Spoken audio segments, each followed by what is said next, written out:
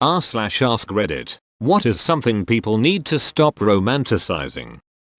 Lack of sleep. I need an ode to sleep. Yeah, the aviation industry and air forces around the world mandate crew rest time because people were dying from accidents caused at least partly by lack of sleep. But some people make it a point of pride to drive an unsafe amount of hours without rest.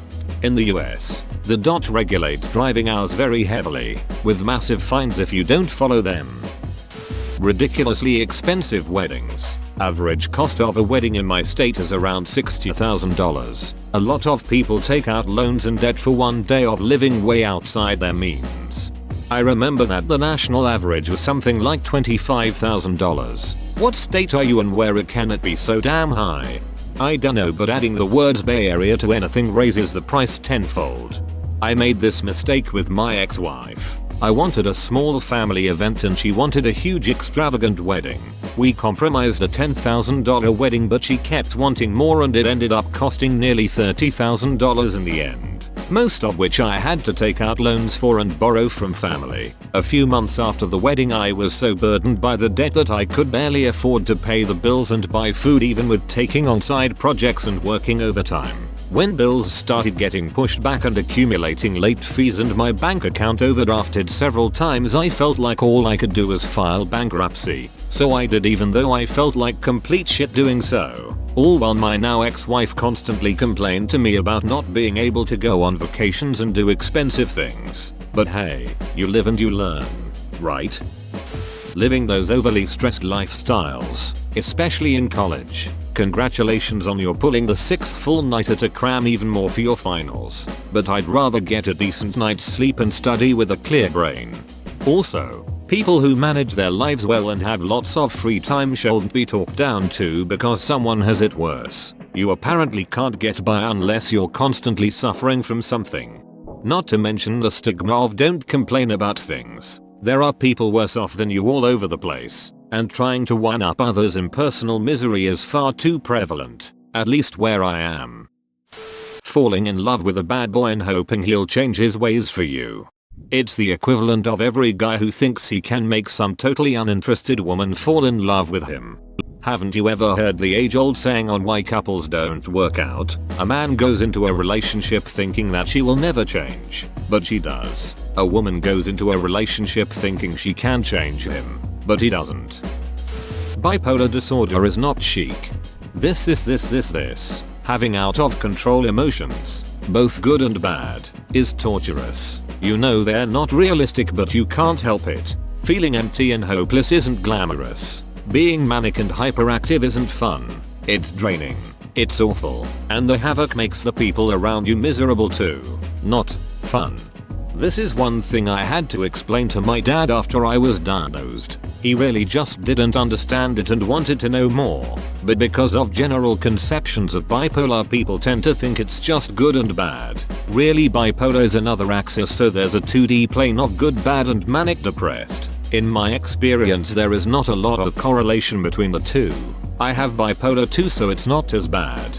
But still, being manic is exhausting.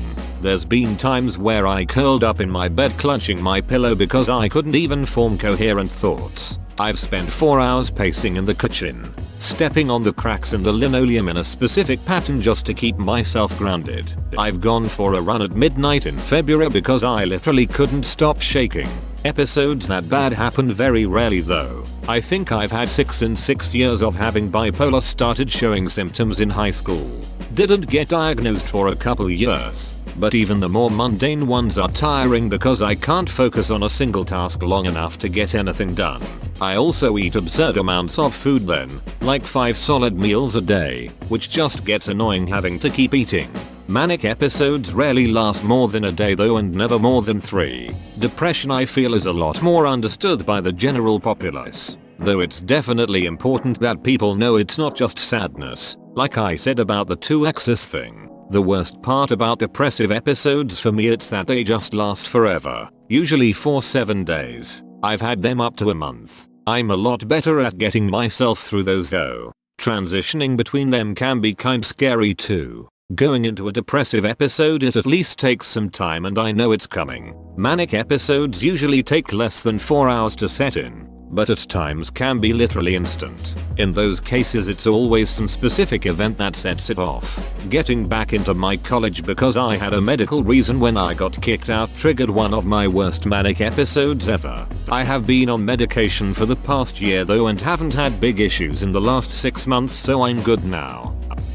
Serial killers. It's important to educate people about them, but the people who talk about wanting to duck them online are crazy.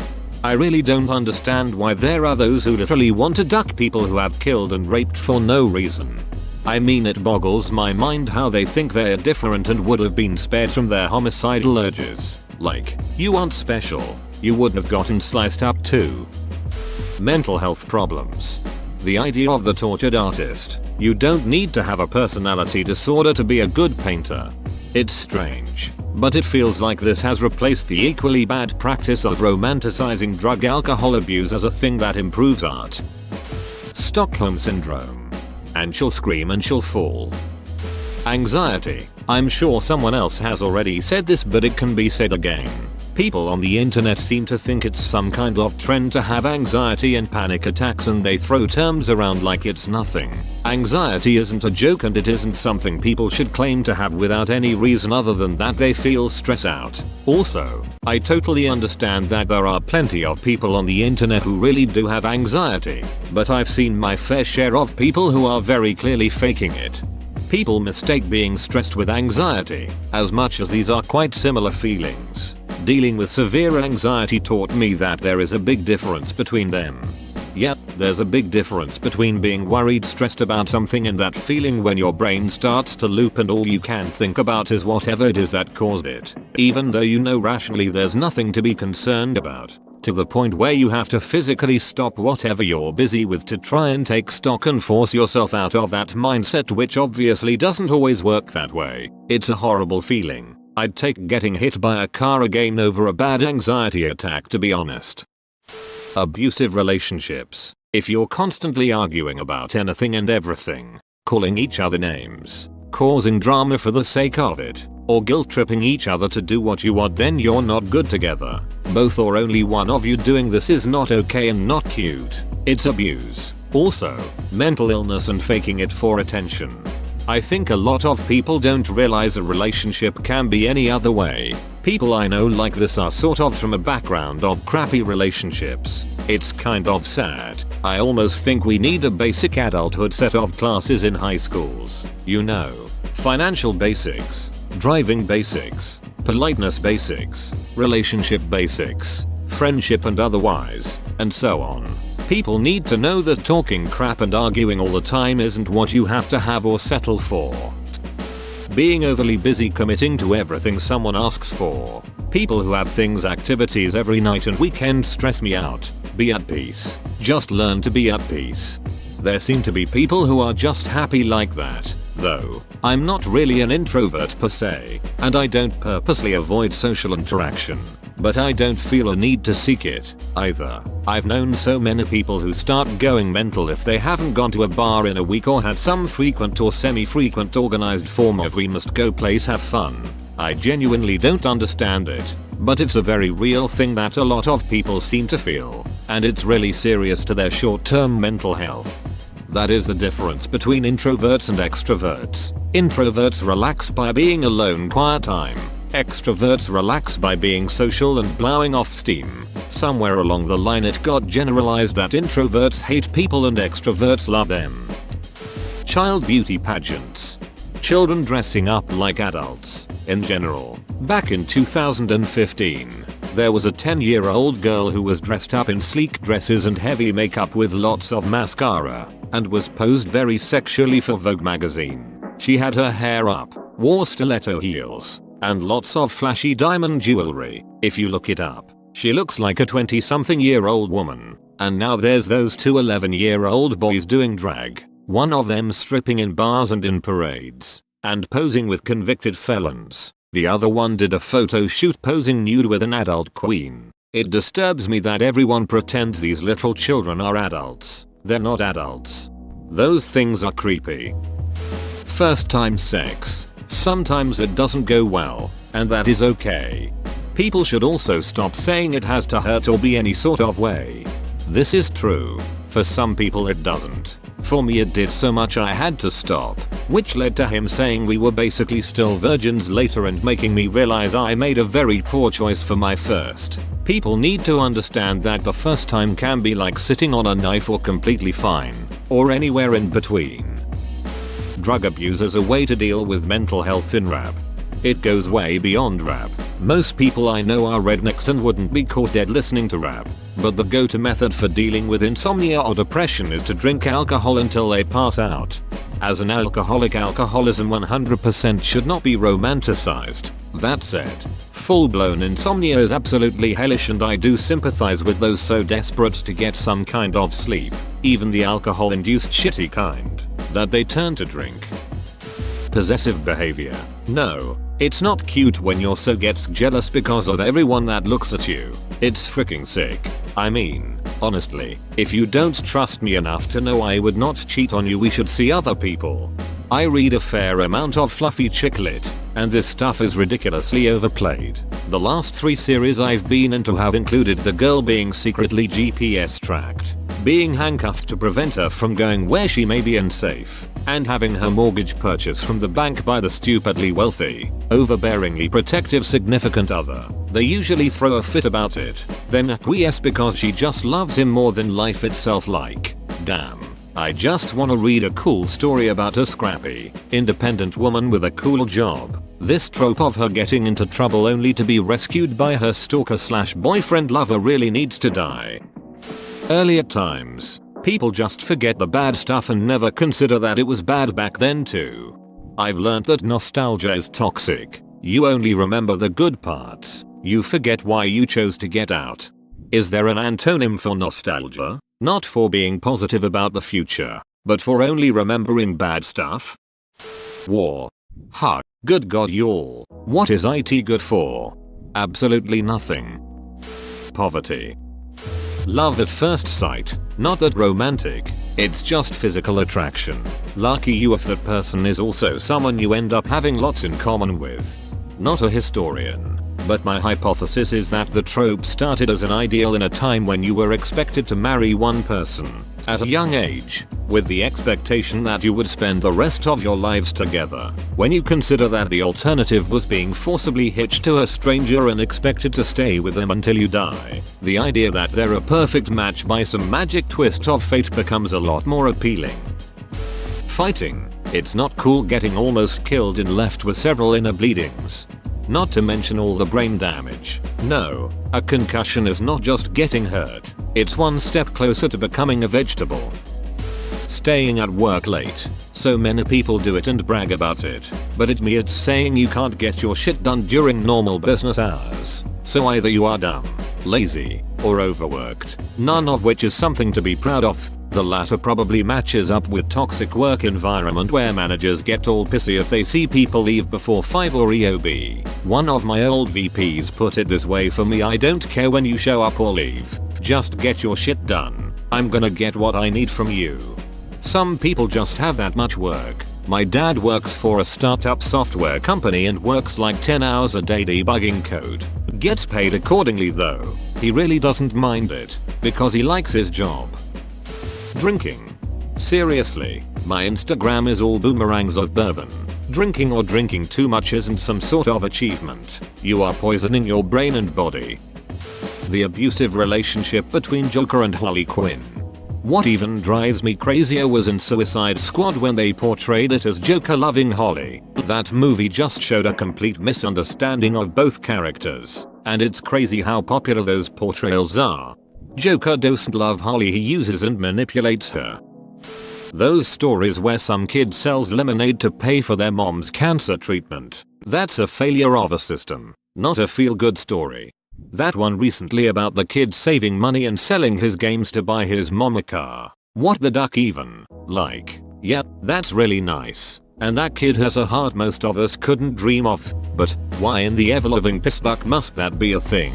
I live in the rural Midwest. Most people here have never ridden a bus past the age of 16 and have never seen a taxi. A lot of the older ones have traveled abroad, though. They've seen this county and Vietnam. There are no typos there. I recently learned that there is a name for areas like mine. Transportation deserts. We've actually done okay on access to adequate food, but we're lacking in the any job not paying minimum wages 45 minutes away department. Whoever starts some form of rural distance public transportation here will probably end up a billionaire, which is cool, because to afford the necessary infrastructure, there'll probably need to be a billionaire at the beginning of the project. 2. Pets. I know sounds ridiculous, but there is no such thing as an easy pet, and it's not guaranteed you will get a cuddly dog, cat, bunny, fish. The time I tried to cuddle my fish was pretty hard, but after some minutes I understood that I didn't want it to hurt it and went all calmed. Good fish. It's easier if it's a cuttlefish. Being OCD. There's a difference between being neat and particular and a clean freak and having crippling and wanted thoughts, behaviors and actions. In one case you're just extremely anal. The other, more serious case, you have a genuine mental health diagnosis. Having children. And I'll explain. I know a lot of people that aren't ready to have children, mostly because they are poor, but because they see their friends or other family members having kids, and they want one so they have one. Then their lives and the child's are ruined forever. Stop having children if you can't take care of them. It's so problematic to have a child before your own life is even sorted out, without a solid, steady income and living conditions good enough for yourself. People aren't ready to be parents. Why submit your kid to that hardship as well? Affairs. Abusive controlling relationships, i.e. Twilight, 50 Shades of Grey. No one would stay with those creeps in real life. Unfortunately, they often do. Look up learned helplessness. It is when people just accept the position they are in and never make an effort to change because they don't see it as a possibility. Child abuse presented as a good parenting technique back in my day. Whenever someone says, "When I was a kid, I got whipped with a belt every day, and I turned out just fine," it makes me want to whip them with my belt to remind them just how awful it felt. And really, Larry, did you turn out just fine? Because the evidence shows otherwise? You know, I used to be that girl. The hitting a kid to show discipline is good kinda girl. Dad hit and yelled at me whenever I ducked up as a kid or talked down on me whenever I wanted to try something new. I used to tell people my dad hit me and I turned out fine, until an ex pointed out that that was probably the reason I was very indecisive and anxious about things or why I have trouble with authority, and I thought about it for a few days and he was right. So, long story short, don't hit your kids. Make them understand why they're in trouble and there's a big chance they won't do it again. Hopefully. Cynicism under the guise of realism. I often see younger people acting jaded in what I suspect is a defense against being seen as childish. The unromantic skeptic is himself romanticized. I work in schools and I see this a lot with younger and younger children. They don't believe in Santa. They don't really believe they'll achieve their dreams. They don't really raise their eyebrows at anything either. You have to work insanely hard to inspire wonder in children these days, especially kids in inner city impoverished neighborhoods. Flashy displays of wealth and the celebrities that take part. The worst has to be singing about it. Act like you've been there before. Humble up. Think about what you can do for others, not just masking your insecurities. I've seen some movies where a guy kidnaps a girl and she falls in love with him. Why? Stockholm Syndrome? Depression and suicide. It's not charming. It's not poetic. It sucks and is not cool. Vaping. Yes, it's healthier than cigarettes and I definitely do want people who are smoking to try switching to vaping for their health, but kids are getting an addiction at a very young age. Nicotine is extremely addicting, guys. It took me really long to break my habits and it has affected my mental and physical health so much to stop smoking. Anxiety. Sick of people making anxiety look all cute and adorable when in reality it's panic attacks and the crippling pressure of overthinking on a constant, leaving you exhausted but won't let you sleep because you're still panicking. The way society is obsessed with personality, regardless of character or even competency. Getting recognition and rising in the ranks is more about how you can sell a pen rather than productivity or expertise. God forbid you end up eating without making a decision on a complex problem that requires research. You're seen as wishy-washy. They're going to go ahead with the plan from the guy confident and running the train off the tracks. The mommy needs wine. Movement. Your kids will be shitheads sometimes, it's all part of it. If they're shitheads all the time, that's your fault, and if you're drinking all the time to deal with them, then you have a problem and it's not funny.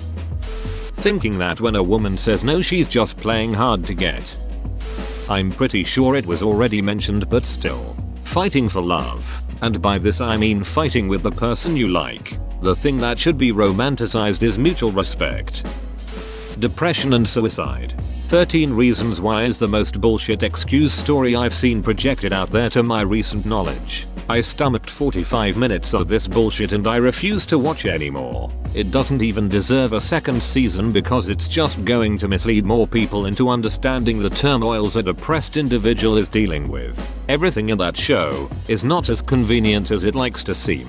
It's based off a book too, which is even more insulting because I doubt the book even gets anything right too. No. Depressed and suicidal people aren't like Jigsaw from the Saw series, who make cassette tapes containing recordings just to make people feel bad that they've got pushed to the edge. They are not that scheming. Every day to a suicidal depressed person's life is a constant struggle. A struggle that may or may not see no end. A series of tidal waves of emotions crashing into them, and they are out there swimming in the thick of it, gasping for air as they struggle to swim. They reach suicide when they absolutely feel like the world has given up on them, including those who've had long tenures with them like friends. Stop buying into 13RW's bullshit already. Paris. Once you get past the touristy stuff, it's just a big city with big city problems, and the Eiffel Tower is like a giant electrical grid. Sports. The sports themselves are okay. People liking sports is fine. But when you treat athletes different from other people just because they play football, that's the problem. Whoa, you made it to the end? You're a ducking beast. I'll cut you a deal. Smash like and subscribe for more curated content, bruh. It's free and that's a great price.